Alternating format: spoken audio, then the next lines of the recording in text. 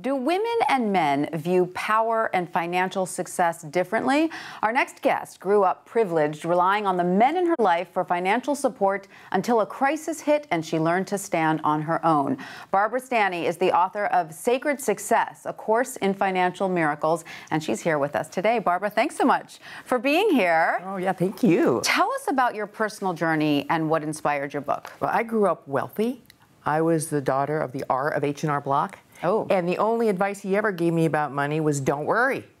And I loved it. Right. Who wouldn't? I didn't understand money. I just loved to spend it. And then I married a man who was a stockbroker and a certified financial planner. But what I didn't realize until very early in our marriage is he was a compulsive gambler. And over the course of our 15-year marriage, he lost almost all of my inheritance.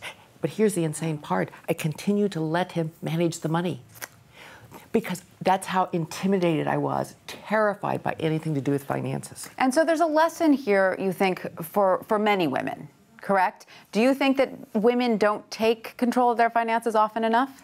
I think that ever since the recession, something good came out of it. It really made women aware they really need to pay attention to their money. But research still shows us we're not protecting ourselves financially. We are still tending to neglect it or ignore it altogether. So what are the steps? What's the advice you would give a woman who says, I see myself in Barbara's story, I'm in that position, I'm married to a wealthy husband, my life is fine, but it scares me that I don't have my own finances. What advice would you give her? Even if you're not married to a wealthy man, even if you're not married, you've got to get smart about money. And I have 3 steps to get smart or smarter about money, because it never ends. Every day, read something about money. Even if it's just the headlines of the business section of the paper, definitely the Wall Street Journal.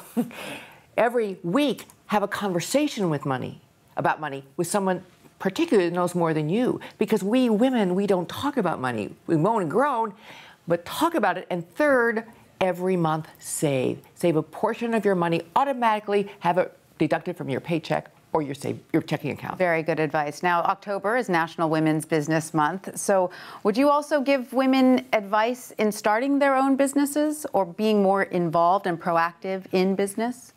Well, not everybody's meant to be an entrepreneur. Sure. So if that's where you're so inclined, but what I think is really important for women to understand, to never take to keep your eye on your vision, your purpose, but never keep it off the bottom line.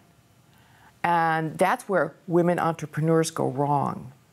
And what this book, Sacred Success, I interviewed women who made millions. And I wanted to see how they do it, if I could do it too. And what I realized, they were playing a very different game than men were doing it. Very, very interesting. Barbara, you have a great story, and congratulations on your book. We should all read it. Thank you so much for that.